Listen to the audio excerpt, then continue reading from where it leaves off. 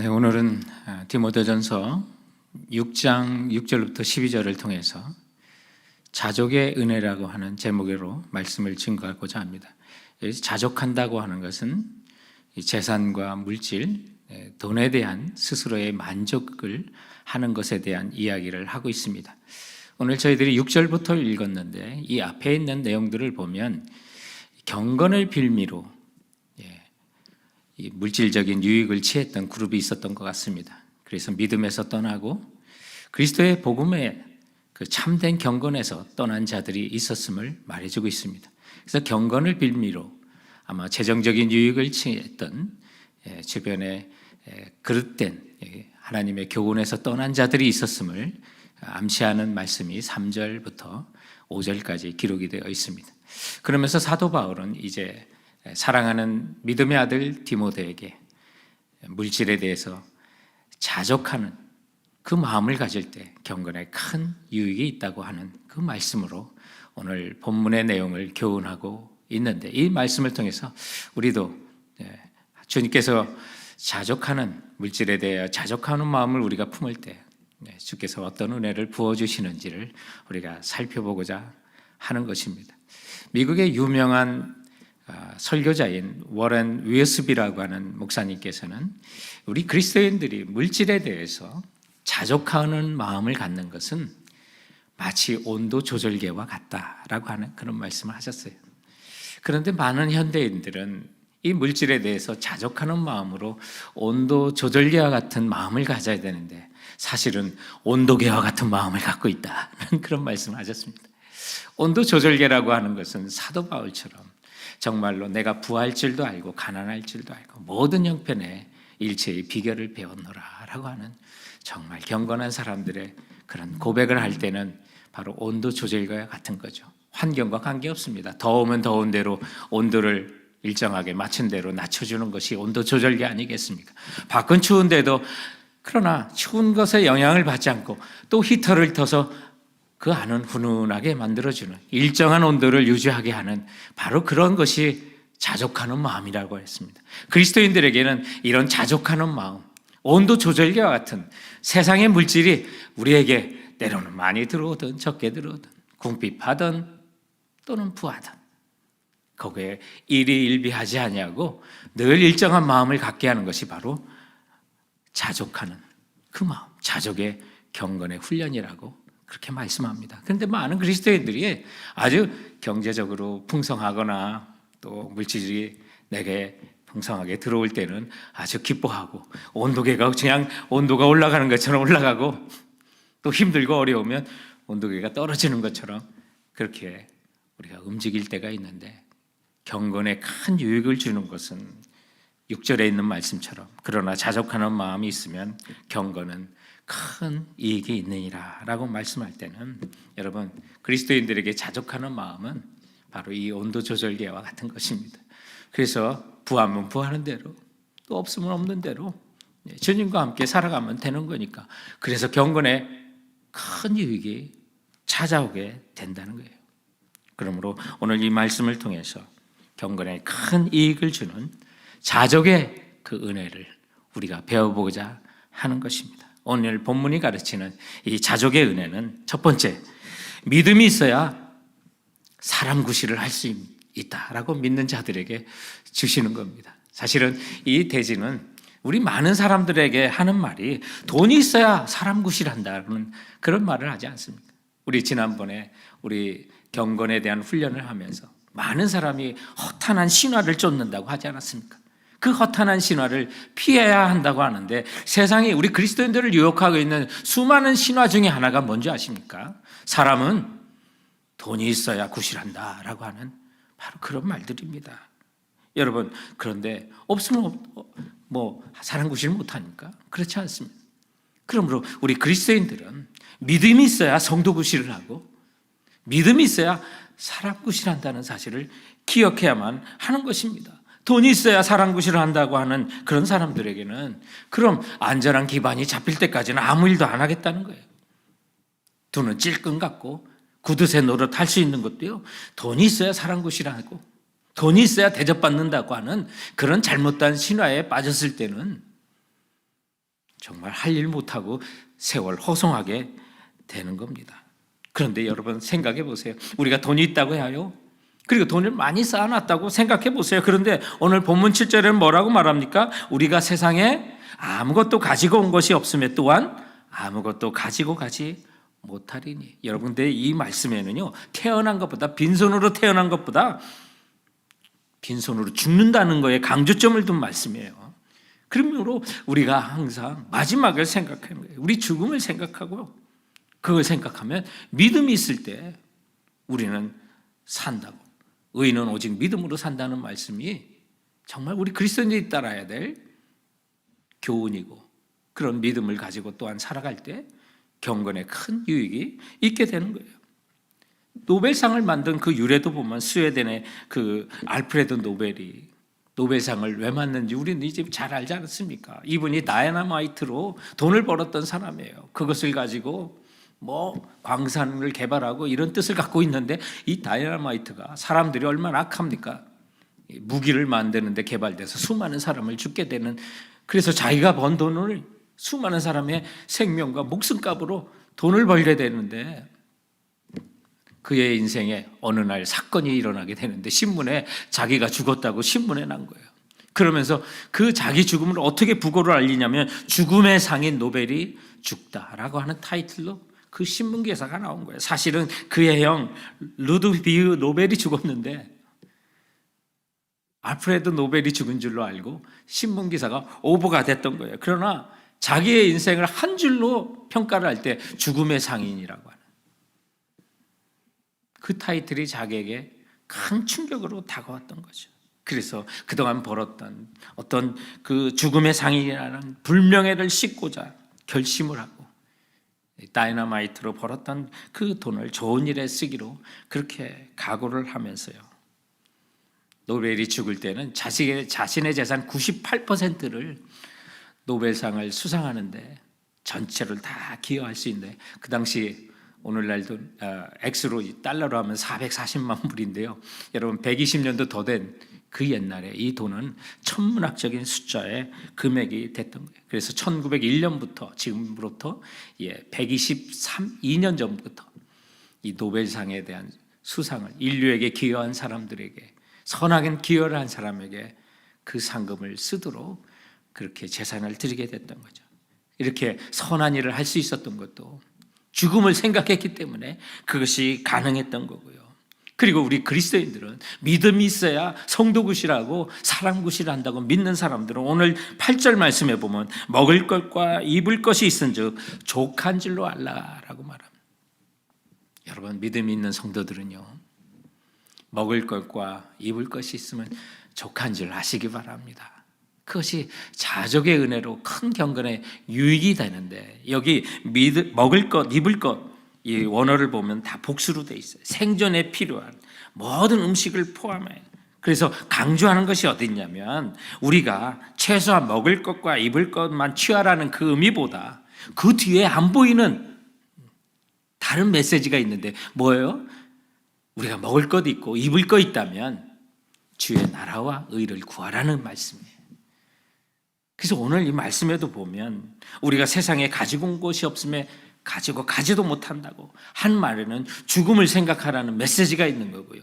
먹을 것과 입을 것이 있은즉 족한 줄 알라고 하면, 그것을 족한 줄 알면 더 이상 거기에 신경 쓰는 것보다 주의 나라와 의를 구하면서, 의인은 믿음으로 산다고 했으니 성도 여러분, 믿음이 있어야 성도굿이라고 사람굿이란다는 거. 그래서 세상의 신앙이 돈이 있어야 사람굿이란다, 여기 거부하면서 믿음으로 이 땅을 살아가시는 우리 성도들 되시길 주님의 이름으로 축원드립니다. 오늘 본문을 통해서 우리가 자족의 은혜는 두 번째, 돈을 사랑함과 탐내는 것을 피해야 한다고 말씀하고 있습니다. 우리가 자족의 마음을 누리지 못하는 이유가 뭐냐면, 채워지지 않는 돈을 사랑하는 마음이 있어요. 돈을 탐내기 때문에 우리 자족의 은혜를 누리지 못하고 정말 스스로 만족하는, 그 정도 하나님 감사합니다 라고 하는 그 경건의 큰 유익을 되는 그 마음을 갖지 못하는 거예요. 그래서 9절 말씀에 보면 부하려 하는 자들은 시험과 올무와 여러 가지 어리석고 해로운 욕심에 떨어지나니. 곧 사람으로 파멸과 멸망에 빠지게 하는 것이라고 말합니다. 부하려 하는 거, 부자가 되고자 하는 아주 끝없는 강한 욕망을 담은 그 글이에요. 그리고 10절에 보면 돈을 사랑함이 일만하게 뿌리가 되나니 이것을 탐내는 자들은 미혹을 받아 믿음에서 떠나 많은 근심으로써 자기를 찔렀느니라. 누구를 찔러요? 돈을 사랑하고 그것에 강력한 탐욕을 가지고 쫓아가는 사람이 결국에서는 누구를 찌르냐면 자기 자신을 찌른다고 말하고 있어요. 엄밀히 보면, 정직하게 보고 객관적으로 보면 돈은 선한 것도 아니고 악한 것도 아니에요. 그런데 사도 바울이 또 말씀이 우리에게 경고하는 것은 돈을 사랑하는 그 마음이 일만하게 뿌리가 된다는 거예요.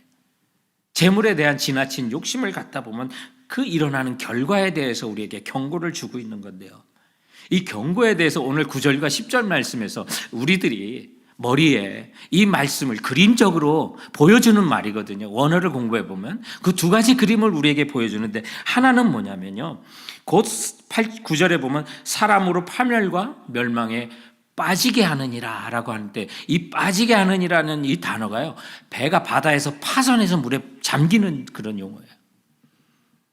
그래서 물속에 쭉 가라앉는 거, 파선을 여러분 생각하세요. 그 그림을 하나 그리시면 되고요.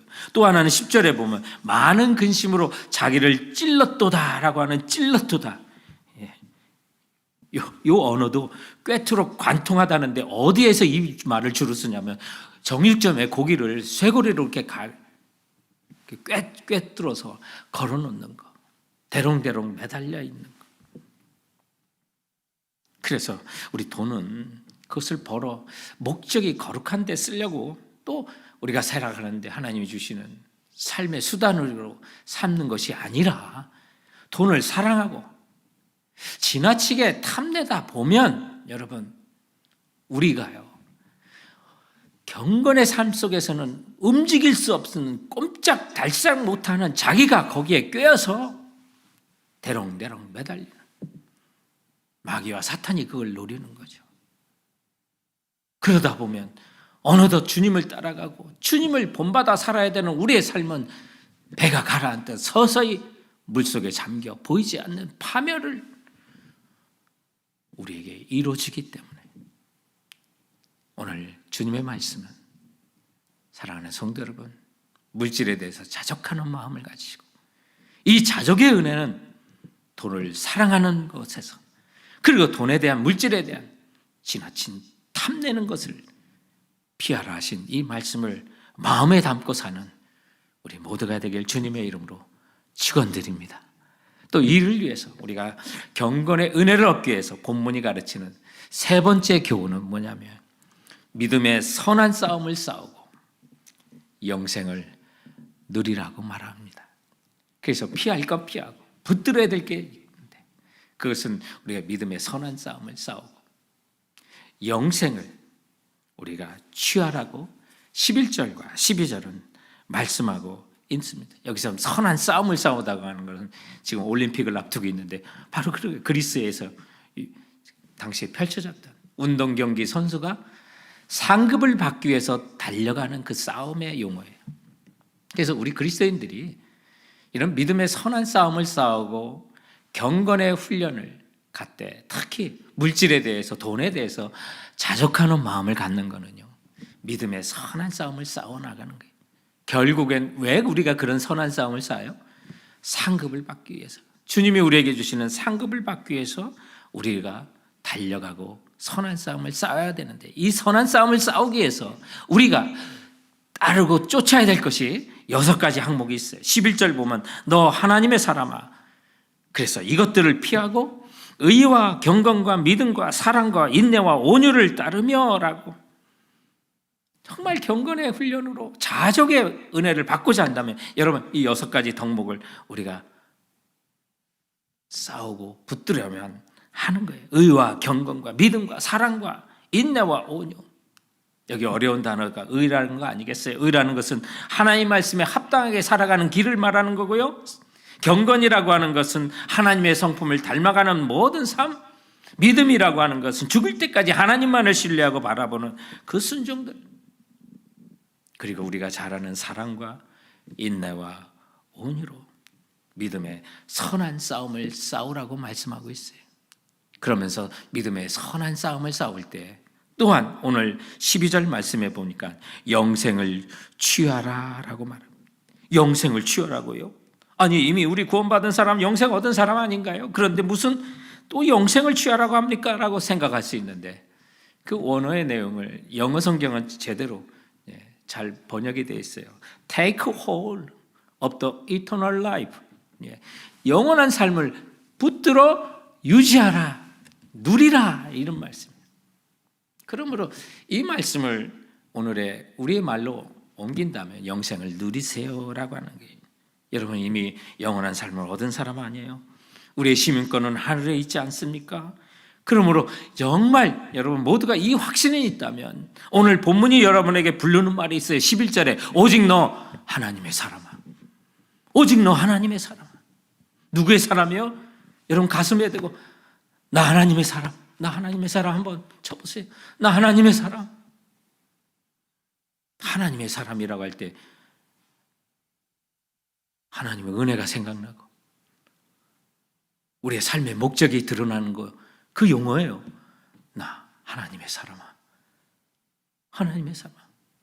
그분으로부터 오는 것이 뭐예요?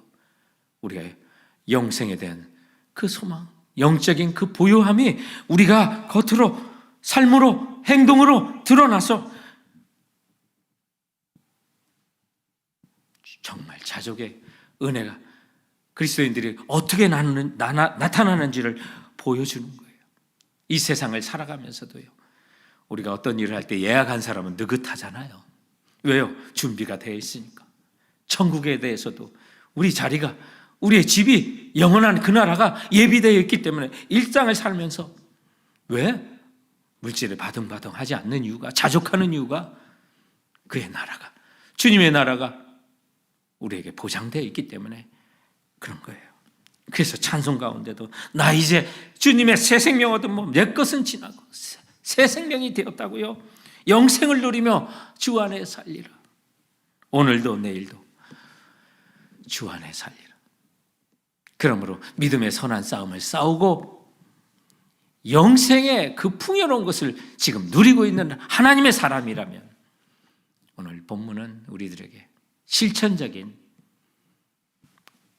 말씀을 우리에게 주고 있는데 첫 번째가 있다면 여러분 정말 자족의 은혜를 누리고자 하신다면 드림과 나눔의 생활을 하시기 바랍니다. 하나님께 드리시고 이웃들에게 나누는 생활을 하세요. 그래서 사도 바울은 믿음의 아들 디모데에게 자족의 은혜를 알리면서 이것이 큰 경건의 이익이 된다고 하는 말씀을 하면서 18절에 가서 그런 삶은 그런 영생을 누리는 그런 영적인 삶은 18절에 보면 선을 행하고 선한 사업을 많이 하고 나누어 주기를 좋아하며 너그러운 자가 되게 하라라고 말합니다. 나눠주기를 좋아하는 것, 대가 없이 주고 너그러운 자가 되게 하라는 이 말씀 속에 선을 행하고 선한 사업에 임하면서 나눠주고 너그러운 자가 되라고 했을 때는 여러분 물질만 주라는 것이 아니라 영적인 것까지 주라는 거예요. 이게 사회사업과 여러분 사회도 NGO 사역이 얼마나 많아요. 좋은 일이 얼마나 많아요.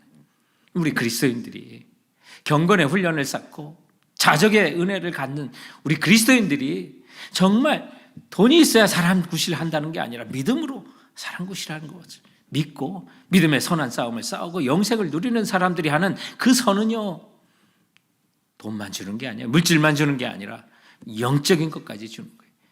이 세상과 다른 거죠. 세상적인 구조와 다른 거예요. 그리스도인들이 하는 일이 바로 이거예요.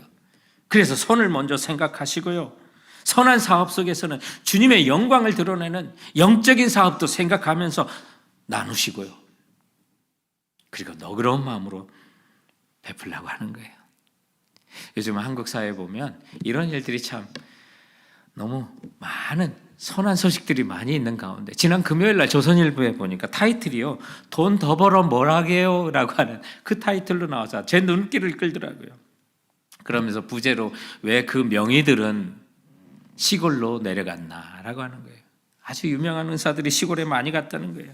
국내 의료계에 알만한, 이름만 대면 알만한 명예의사들이 아주 시골의 지역에 보건소장으로 내려가는 일들이 지금 많이 일어나고 있는데, 지난 2월에는 국내 위암 치료의 권위자였던 권성준 전 한양대 병원장이 강원도 양양군 보건소장으로 자원해서 가셨고요.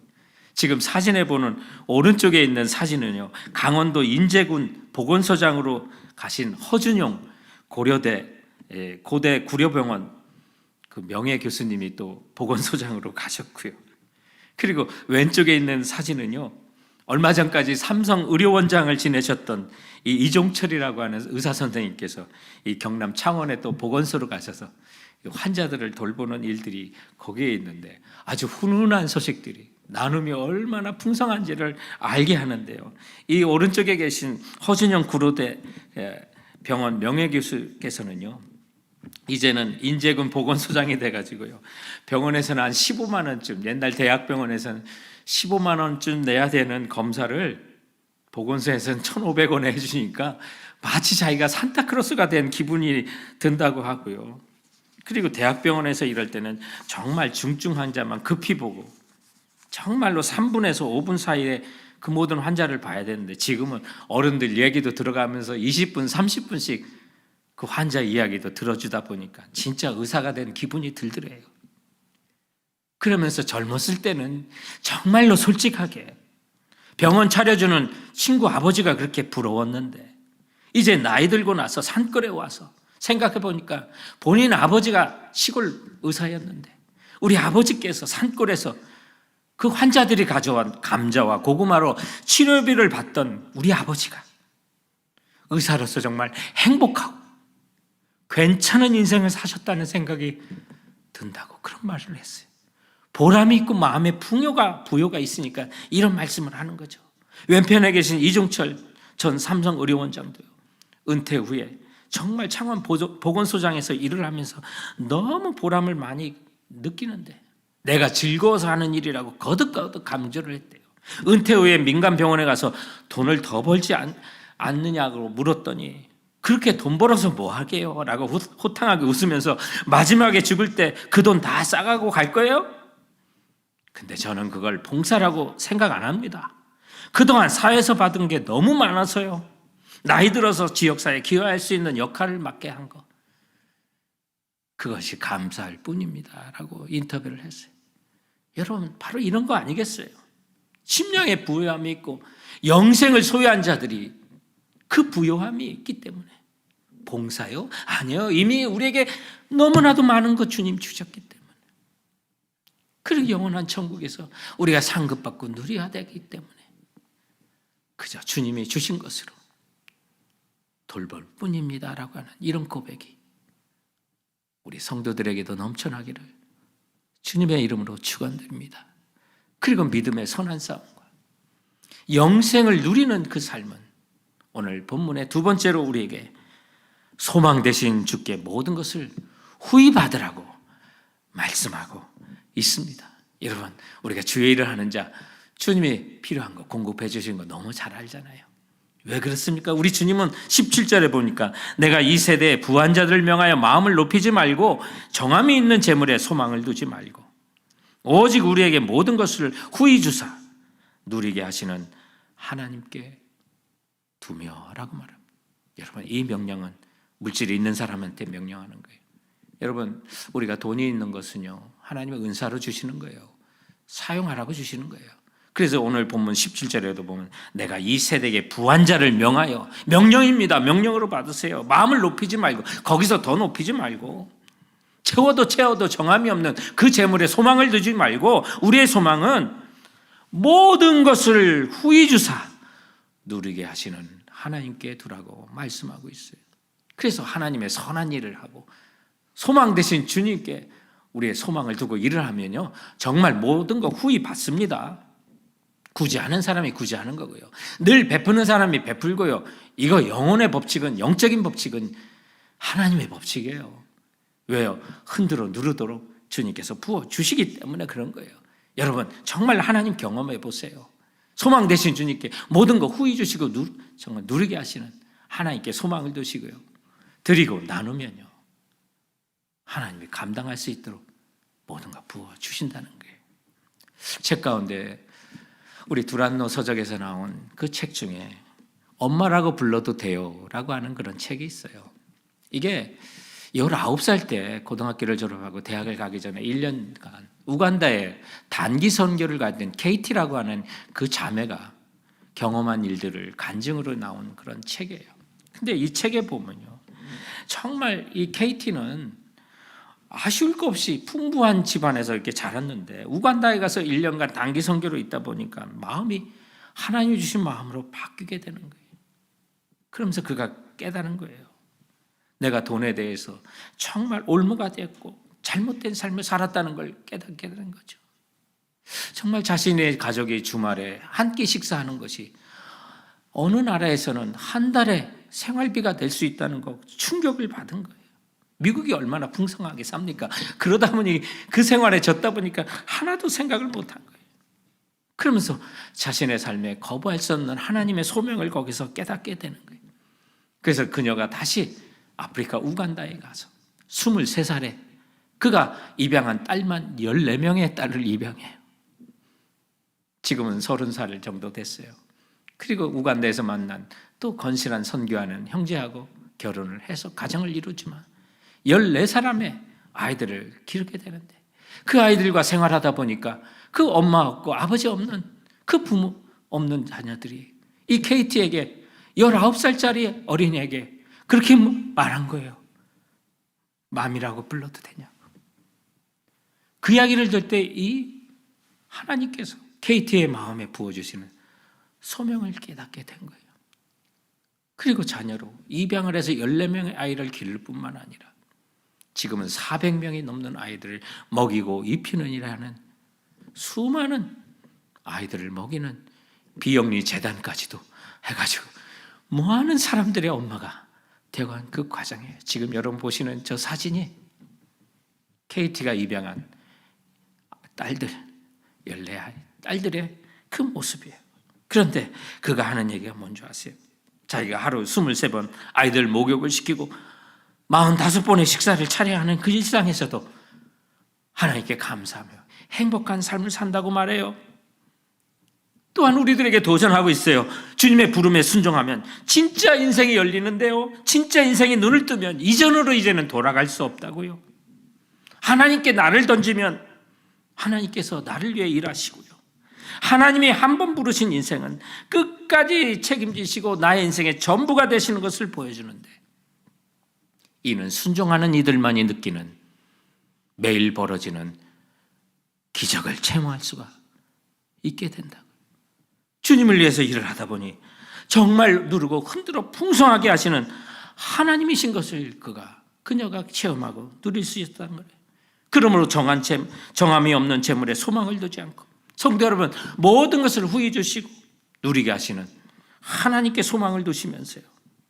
오늘 너무도 큰 은혜를 누린 이 케이티는 오늘 우리들에게 그녀의 삶의 경험을 하나 전하고 있는데 이런 일상 속에 부어주시는 하나님의 후한 능력의 기적을 맛보기 위해서는 단 한 명의 위해서 가던 걸음을 멈추는 연습을 해보라고 말합니다. 성도 여러분, 한 걸음에 14명의 아이들을 돌보는 것이 아니라 정말 하나님께서 나에게 날마다 부어주시는 그 은총의 풍성함을 누리기 위해서는 단 한 명의 영혼을 여러분 떠올리시고 그 영혼을 위해서 가던 길을 멈추고 정함이 없는 물질에 소망을 두는 것이 아니라 모든 것을 후히 주시고 넘치게 하시는 하나님께 소망을 두며 지금 있는 것에 자족하는 그 마음을 가지고 내가 베풀 것이 누군지 가던 길을 멈추고 한 영혼을 생각하고 그 영혼을 위하여 오늘 그리고 이번 주 나눔을 실천할 수 있는 우리 성도들 되시길 주님의 이름으로 축원드립니다. 오늘 주께서 주시는 이 말씀에